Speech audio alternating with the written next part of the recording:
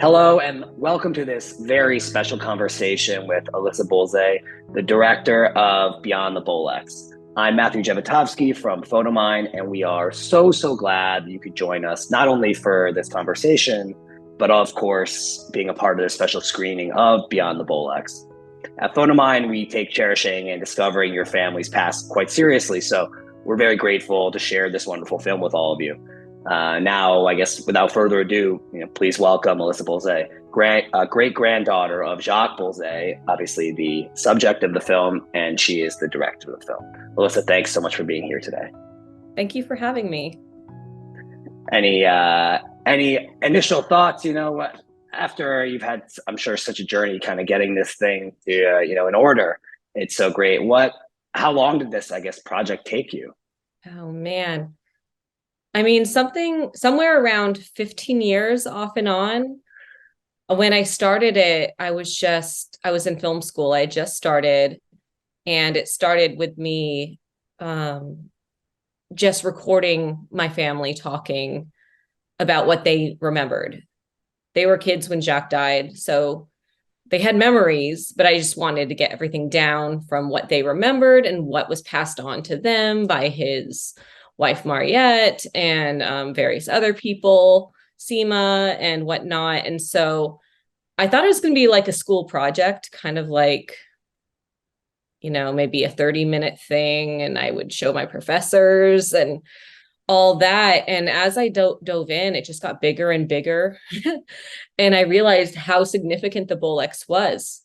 And then it turned into like 15 years of my life, which I'm so proud of what it turned into, but it was really a journey, definitely. I can only imagine. Wait, so did the idea for the film come just directly as you kind of uncovered everything that your grandfather had saved, or was this kind of something that you started to piece together even a little bit before then? So the timing was interesting. My grandfather, so the son of Jacques, that was a complicated thing. That alone was complicated. I mean, everyone watching this, with your family trees, the generations, it gets complicated. So there's Jacques and his son, Emile. So Emile is my grandfather and Jacques is my great-grandfather. When Emile died, it was my early second semester of film school. So I was just getting started and I hadn't touched film yet in film school. So, but on the plane to his memorial, I was reading Robert Rodriguez's book, Rebel Without a Crew, and I had seen the word Bolex. And so when I went to the remembrance, which was a few months after he died,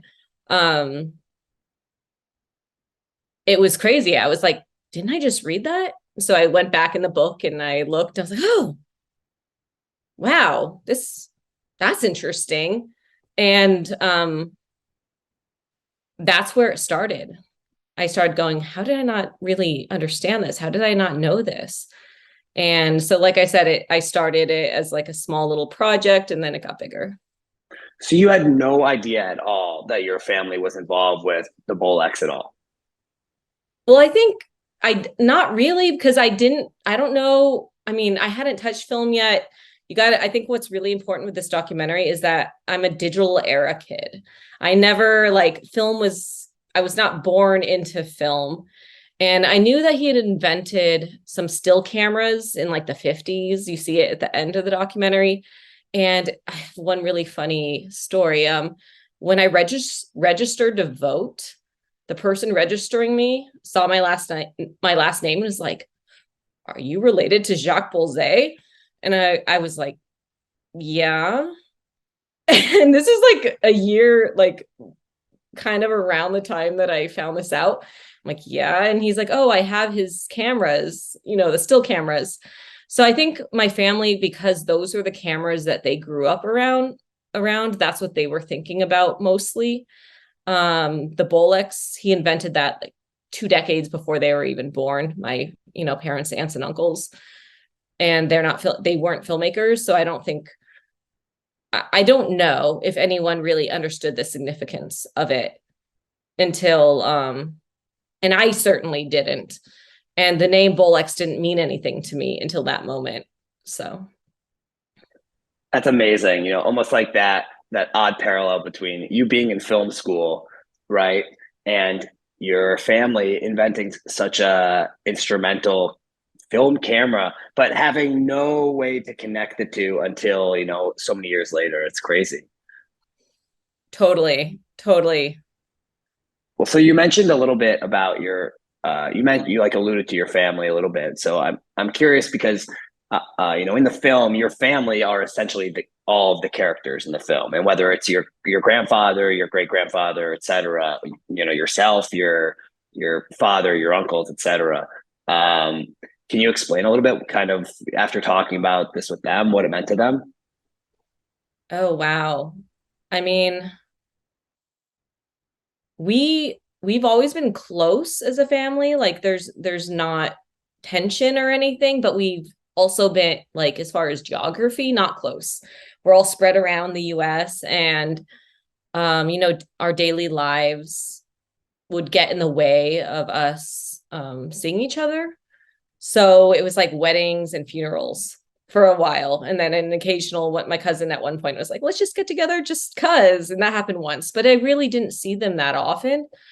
So this film really brought us together because every year I would be like, I need more interviews. I need to ask you more questions. So I would bring people to, we'd all come together. I'd uproot them from their daily lives and we'd go through this together. And I know in the film, I don't know if I did it enough to say we, not I. It was a very we process as far as going through the stuff and discovery. And I was kind of the bossy one who would, be emailing them all the time and calling, but it was a discovery for all of us. And I think it was very special. That's so special. Was there one person or maybe a couple people who kind of were, you felt like were the most helpful, or you really couldn't have finished the project without? I mean, they all were. It was like 15 years of discovery, emailing each other. Oh, I just found this and I found that. Or what do you think about this? And then one thing I wish I could have included more was that we got in touch with our Russian relatives, the ones that survived the Holocaust. And we were trading notes with them too through Google Translate, which is interesting. And we were, just emailing back and forth with the discoveries and just unpacking layers and layers and layers. And, with genealogy and ancestry work, it never ends. I mean, it continues now. I just had to at one point just be like, the film is done. The story's not done, but it continues, and it's exciting to really just kind of understand the family there, for the first time in a way that we didn't prior.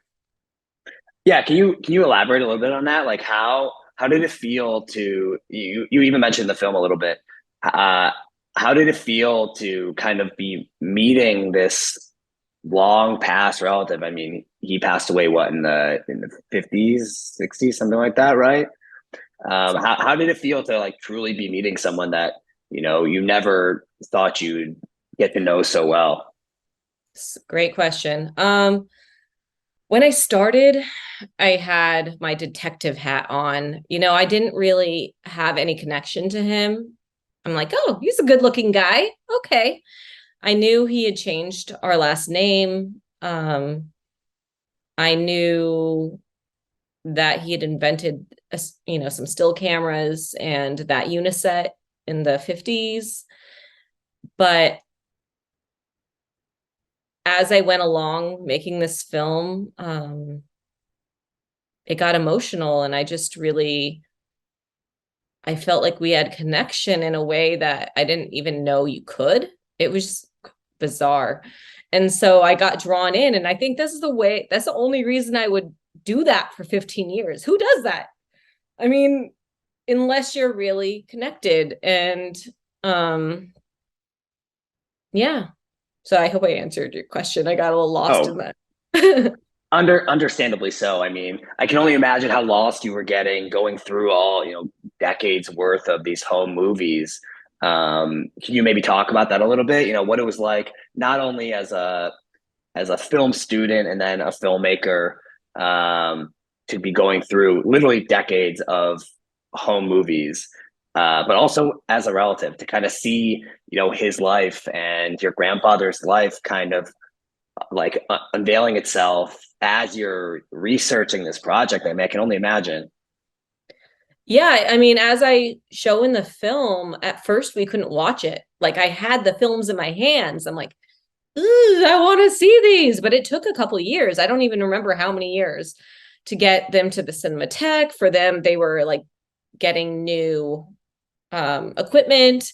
So there was a long period where I did not have access. But when I did, he really came alive to me. I could see him interacting with people. I could see his interests. I could see that he was a filmmaker himself, which I definitely did not know. I could see that he was creating film clubs, which doesn't sound that cool, except that that wasn't a thing. Amateur filmmaking or indie filmmaking was not a thing in the 20s and 30s.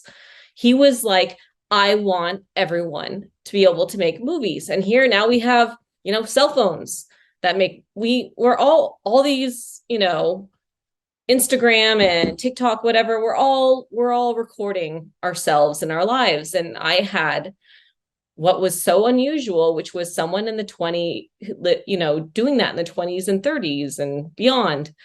And I also knew that what we are understanding today, that on social media and whatnot, that it's curated. So this is a curated version of his life, what he wanted to remember, and he certainly, he came from Europe to the US in 1939 at the start of World War II at a time, on a ship. You can't take everything, you leave a lot behind. So I knew that when I saw this collection of boxes, that everything he brought was what mattered most to him. So somewhere around halfway through making the documentary, I started thinking of it as his symphony and that I was like conducting it. And then like a few years later, I can't believe how 15 years, who does that? And then I started thinking, wait a minute. I started getting nervous, and I taught in at one of my pickup shoots, which is when you go interview again because there's something you forgot to ask with my family. I started worrying. I was like, what if my version of Jacques is not what they remembered? So I asked them all what it didn't end up in the movie, but I was like, okay, so what if my Jacques isn't your Jacques?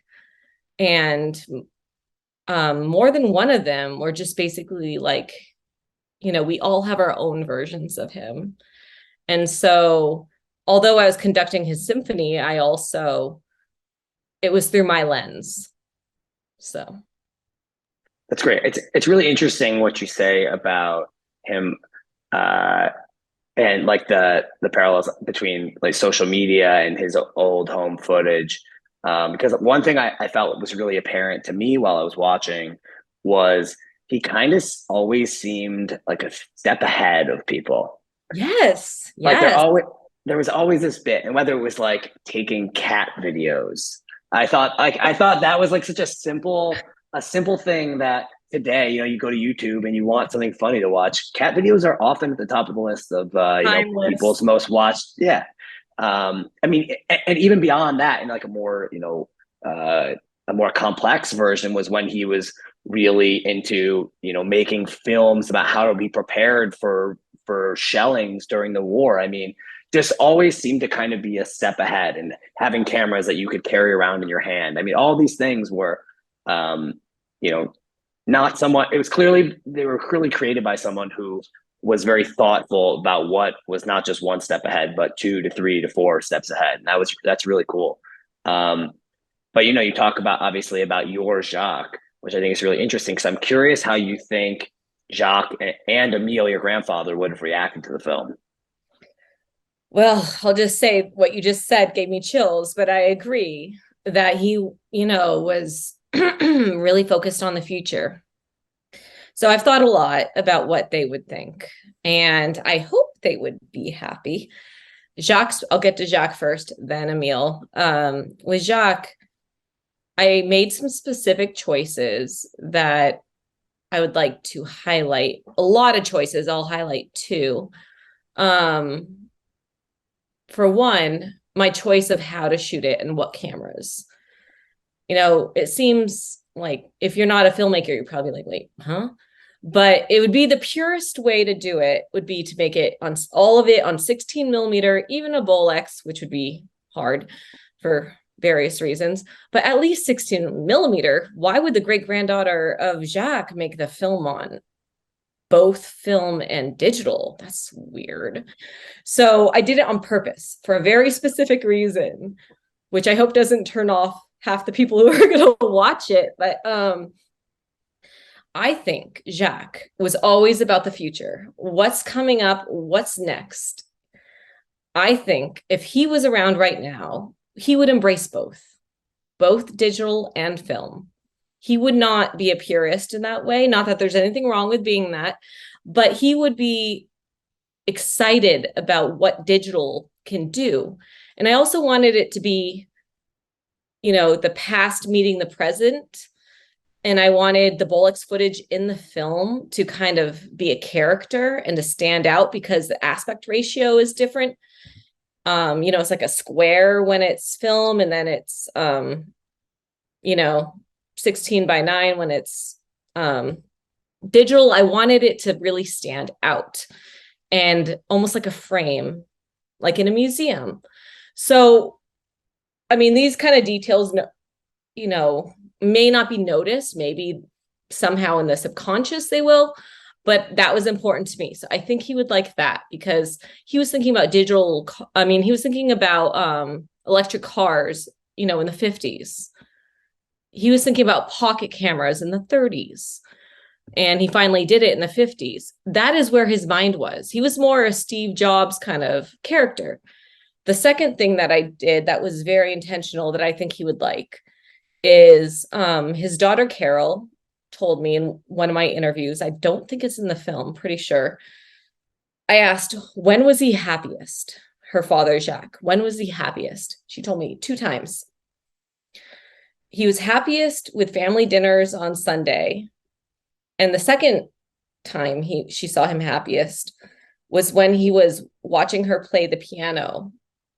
And his mother was a concert pianist. So I feel like it might be linked. So when I was working with my amazing composer, Corey Wallace, I said, this has to be mostly piano. And so the score is mostly piano. So, there are so many choices like that you don't really know when you watch a movie that are happening that I made. So I hope he would be proud of the film. Again, it's my version of him. So he may be like, I don't like that photo you used, but I don't know.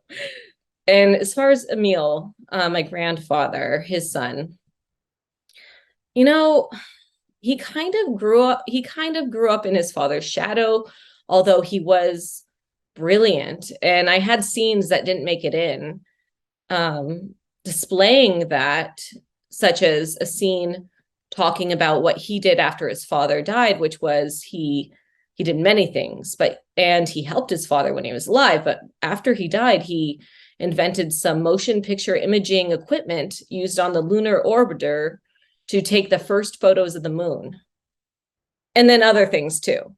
And I had a whole scene that I couldn't include. I joke that if it was a mini series, I could have included all the stuff I wanted to, but I couldn't.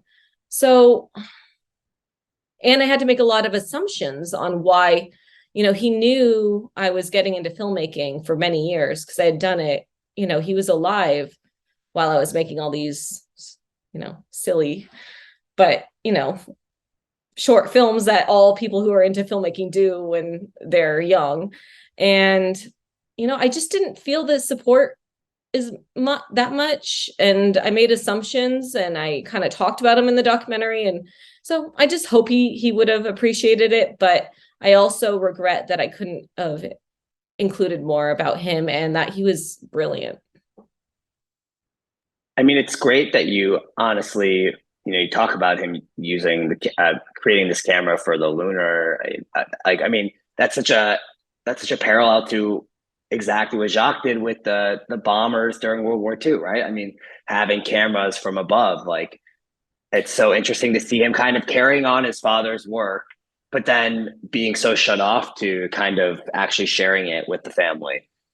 But I also think that's a thing I've heard along the process, that generation, my grandfather's generation, who went through World War II in their youth and in their prime, that is a thing that they didn't talk much. So I imagine a lot of people have that problem when going through their ancestry, being like, why did not my parents not talk about this? And I think that generation, not always, but sometimes kind of was skipped as far as being vocal about what's going on in life. Yeah, I think that makes a lot of sense. I think I see that in my own family as well, from grandparents, et cetera. But it's interesting because clearly, like it's shown in the film how closed off your grandfather was, at least in the beginning, when you kind of break into the Jacques piece of it all. Um, but was your family, was your side of the family aware of Jacques' second wife and of Carol? Oh yeah, exactly. Yeah, I mean, definitely. They grew up, my father, uncle, aunt grew up like siblings with her. Okay. Because they were born, like, my uncle was born, I think, a year after her. So she was their, you know, great aunt, but also like 1 year older. So they were basically siblings. So they grew up together. Okay, that makes sense. I mean, I know a lot of people in that kind of era often having, families that, were kind of separate. So it's interesting. It's good. It's nice to know that that it wasn't like this, two singular lines of a family that kind of split off of this man, but that you guys did at least have this relationship. But kind of in the same vein, and you kind of alluded to it before, one thing I found really, really, really interesting is how he went by multiple names throughout the years. Why do you think he did that? I mean, there are several theories, but I'll tell you what I think. So his first name was Bogopolsky, which is long. He was into making cameras, and for whatever reason, he wanted his name involved with the cameras. So I think when he moved to Switzerland from Russia, um, Bolsky with one O was shorter. And so he thought that made sense. Let's just make it shorter, easier. He's going to a new culture, trying to assimilate. It was not an easy time. I think that's why he did that. What I don't fully understand is why he then a few years later added one O and made it Bolsky with two O's. One theory I have is that after he sold the Bolex, he had a company called Bools, like with Bools. So I feel like he thought Bools with two O's might look better than with one. I mean, I don't know any other reason, just add an extra O. And then when he came to the US in 1939 on a ship, on like the last, from what I hear, the last ship before the bombers really made it impossible to be making that trek from Europe to the US, he went with Bolsey. I think that he was scared. He was seeing what was going on in the world, and a futurist, and as looking to the future, worried about his family. He was afraid to even write to them at some points because he didn't want to tip off people to harm them. I think he wanted to start off without people knowing his religion. And so I think the ski at the end of Bolsky he thought was obviously Jewish. I don't know. I'm just guessing. And that Bolsey would be a more kind of neutral name that he could put on his camera, short, and that his, family with Mariette and Carol would be safe. And that's what I think. We'll never know for sure, but that's what I think. Yeah, it's really interesting how almost his it seems like his personality changed during war, which of course is very understandable. But how he, while he was cut off from his family, but he kind of, which like obviously was not, by his own doing necessarily, but he also on his own then kind of cut off his love of filming, right? Like you kind of talk about in the film how he wasn't, there's not as many films from that 7 year period, that there was a period where he stopped writing in his journal, like two things that it seemed like he was doing all the time before that. And how the war just kind of changed that within him is like a really interesting snapshot, I think, of that time period. And like a really interesting, like in-depth look at, his psyche during this period. I agree completely. I think we've all gone through something not the same as World War II, but I think we've all changed in the last, 2 or 3 years as far as our priorities, what matters, how we live our lives.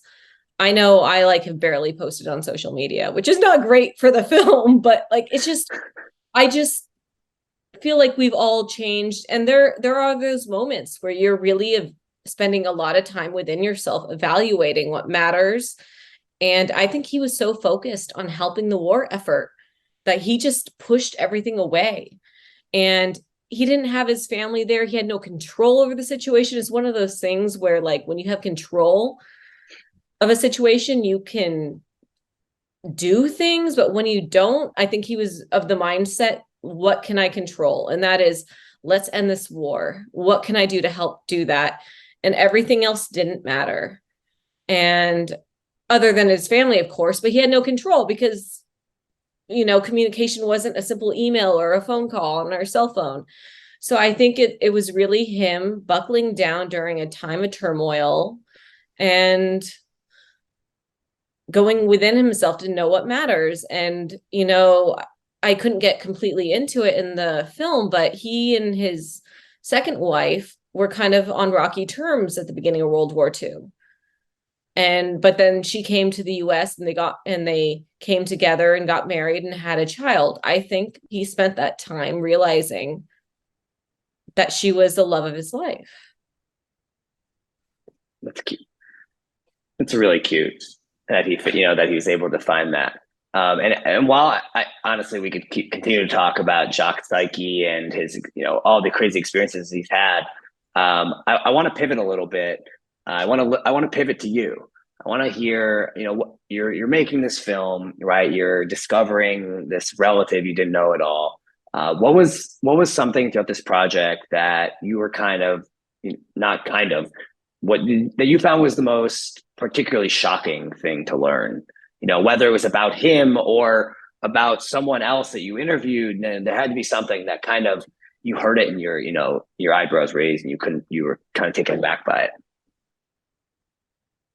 I can't, the whole thing was discoveries. So I would call everything shocking, but there's one thing that comes to mind, which is not quite directly answering your question, but I think relevant, which is 1 year before I finished it, Carol, his daughter, found a document that was in her mother's stuff, Mariette, not in the stuff with Jacques' stuff that I'd gone over for like 14 years or whatever.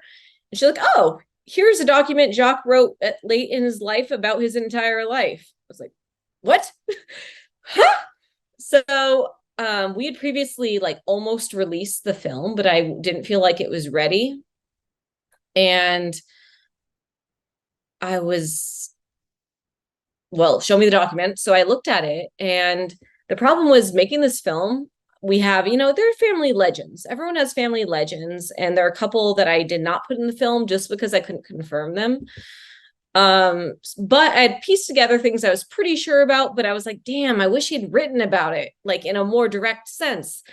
And he literally wrote about it. So like the Kodak story, legend, I did not have proof, but then he wrote about it in the document. There's one other thing. Oh, the camera to record the dog's heart, family legend, but I could not find any evidence of it. There it was, his words talking about it. And so I was able to get the voice actor I found, who was brilliant, to read his own words to tell those stories. So I replaced what I already had, which was me saying, I think he did this, or I think that happened, with his actual words.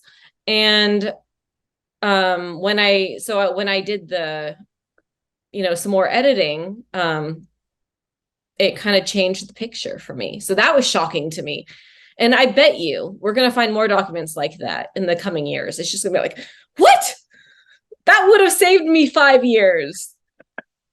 That's awesome. I mean, literally, it was just right there for you. And here you are just like searching, tracking down every lead you possibly can. Oh, that's brilliant stuff. And obviously, you mentioned the Rochester story. And as someone who was who was raised in Rochester, 5 minutes down the road from the Eastman House, that was like a segment of the film that just like really touched my heart. It was so fascinating to learn. And, one thing I found really interesting specifically about that story is kind of how they talk about how they're essentially competitors, but they are helping each other out, which I can't imagine you see so many competitive businesses doing today. Well, I think, Kodak, Eastman, were also futurists and could understand how Jacques was going to make a camera that was competing against their camera, but to run the camera, they were going to need their film. Kind of like YouTubers who do collaborations with other people. You're watching YouTube and they're like, oh, this camera was sponsored by so-and-so. And I think that idea maybe it was, I don't know, but maybe wasn't as known back then, that marketing idea. But I think it was smart on Kodak's part. And, I think Jacques was naive to not really think that they were going to go for it. But he was like, oh, okay, sure. So I think, companies can really collaborate in that way. And he knew that. And he created something that has stood the test of time. Absolutely. Have you, speaking of an item that, really stood the test of time, specifically the camera itself, the Bolex, now that you made this film, did you start working with the Bolex more than you had before? Yeah, I hadn't even touched the Bolex before. When I was in film school, when we started, we were using Scoopix, which is the competitor to Bolex. And so my film school had used Bolexes earlier. They had switched, but my story would have been way better if I could be like, oh, that was the first camera I used. But like in the film I showed, I learned on YouTube, which is so millennial. I'll just say it. But so I'm still getting to know the Bolex. That sounds crazy to say after 15 years, but people spend their whole life with this camera. It's totally different than technology today, where you upgrade everything every like 3 or 5 years. No, with the Bolex, people will have it for 50 years. Then their descendant will get it and figure out, I don't know what to do with this, either use it or sell it at a garage sale. So my friendship with my Bolex is still, kind of developing. I love it. But yeah, definitely for the film, it was important to me to use the Bolex in the film. I don't know if you noticed, but anytime you see me holding the Bolex, I didn't want it to seem like I'm just holding it as a prop. So the next shot would actually be the footage I'm taking with the Bolex, because I was shooting with the Bolex.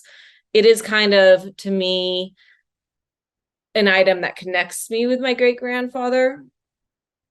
It's not the only thing he did. It doesn't encompass his life, but it is a symbol of our connection.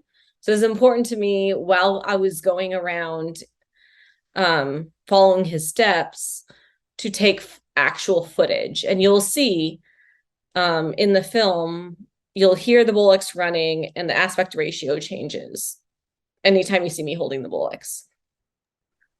That's so great. And I mean, obviously it means a lot to you, but clearly in the film, the camera meant so much to so many other filmmakers too, which is really an amazing thing, right? That not only is this, an antique that, some super niche collectors are interested in, but like, we're talking about some really big names of people who are really interested and have used this camera for some films in their career. How did the filmmakers you spoke with react to the project itself? Oh, they were all in. It was so easy. As soon as I wrote to them about what I was doing, they were like, yes, when?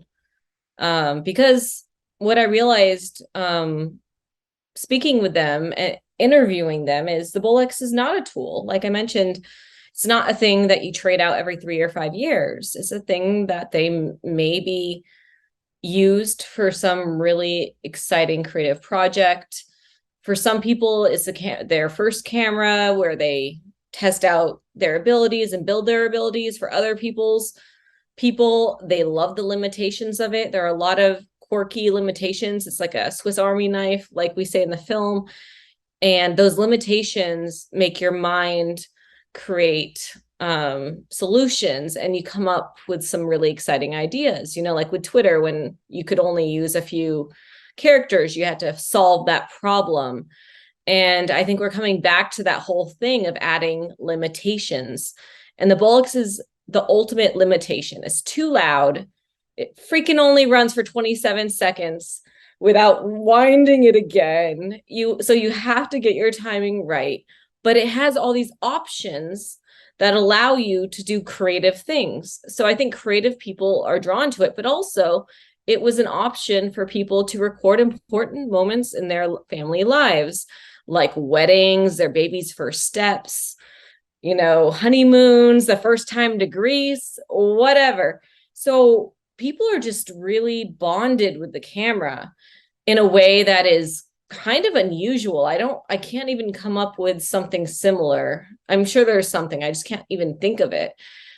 And right now there's like Bolex Facebook groups and whatever, like it's a thing. And one thing that's interesting is, how when you see something once, you just see it everywhere. Now that you've seen this film, I guarantee you and everyone else will see the Bolex everywhere. It's on posters, it's in movies and TV. You see it, you recognize it, you don't know what it is. It was on The Crown, Queen Elizabeth was using it. It's everywhere. They like with film festivals, they'll put it on their poster. It kind of is iconic in the way that it equals film. I love that. I'm definitely going to look out for it now because I know what it is, frankly. It's so funny that what you say about the sound specifically, because one of actually my favorite little scenes of archive footage is of Andy Warhol making a comment. It seemed like about another camera being like, but it doesn't make it's too quiet, right? Like that he liked the sound, that it kind of gave it this this appeal, this like additional effect that you don't expect from another camera. Yeah, It almost feels like the sound of the camera kind of feels like, when you would listen to a record player and you kind of hear that just like just like that kind of, not distortion, but just that kind of like unfiltered out sound that just is the needle on the record. And I think that it gives it this like very beautifully unique sound to it, which is very cool. But one thing I'm really, again, I want to loop this back to you, of course. One thing I'm really, really curious about, it's one of the things I felt, I mean, it's clearly the most, I feel like, personal you get on screen in the film, is when you talk about the dream you had with Jacques, the one time you had a dream. I guess I have a couple questions. The first one being, have you had any dreams since about Jacques? not like that. I had a dream where he appeared since, more fuzzy than that one, where he was just taking me into this other world. It was weird. I don't know. But not really. And you would think, because I have dreams about random people from like elementary school who I barely knew. When you work 15 years on something, why do you not have dreams all the time? It's really strange. Um, so I mean, my answer would be basically not really.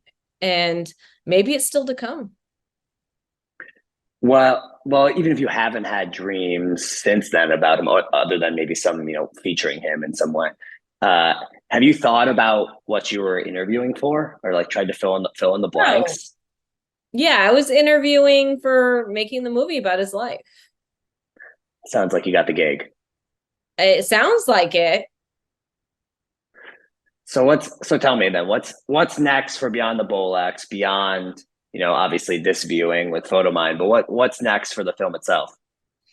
So the film hasn't been widely available. We did festivals around the world, amazing places like Turkey, Greece, Spain, Switzerland, UK, all over the US, Montreal. We've done screenings with various organizations, universities, museums, and now we are honored to do it with Photomine, who I really admire. Um, but we have been trying to find the right distribution. It's a really weird time with distribution. I mean, everyone probably has 2 to 10 subscriptions to various platforms right now. It's kind of like a streaming war, and the streamers are kind of just making their own content. They're not really buying anything anymore or wanting anything but their own. We expect it to be on, it was accepted to be on PBS or public stations in the US next year. And we have a indie distribution company interested. But surprisingly, there's like costs. You don't get the money, you have to pay to do these things. So we're trying to get that going. So it will be widely available next year, but we don't want to wait. So in about a week or two, we're going to do a virtual event where we let anyone see it. And so if anyone wants to tell a friend about it, they can say, tell their friends to look at our website, www.beyondthebolex.com. And we are going to do a 5-day screening window where we just let anyone see it and celebrate together this film while we get it ready for 2023 and making it accessible to all. Before we wrap up, I actually have one last question for you. The film ends with a bit about Bolex International, the current form of your great grandfather's company. How does it feel to know that the Bolex name and the Bolsey name is still alive and important to people today and to filmmakers today? I love it. We don't have any financial ties to the company anymore. That dissolved in the 30s. But this was a labor of love for my great grandfather. As I say in the film, he planted the seed, they watered it, they did amazing things. I have no hard feelings. But the camera just keeps enduring, even in the digital age. And it was made at a time when things were made to last. These days, companies will sometimes make products that they know will only last 5 or 10 years, and then you have to upgrade.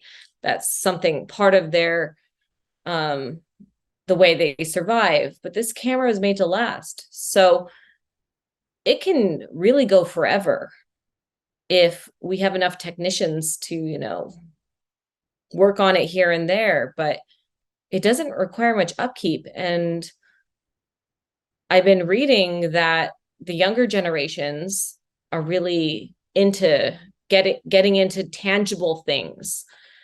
Growing up in a digital world, you really want to have something you can touch. And that's what the Bolex provides, along with other film. And so I'm excited to see where everything goes. Well, not only am I excited to see where the Bolex goes, but I'm very excited to see where this film goes. And I think that's all we have for today. So thank you so much for doing this. This was really a lot of fun. So much fun. Thank you.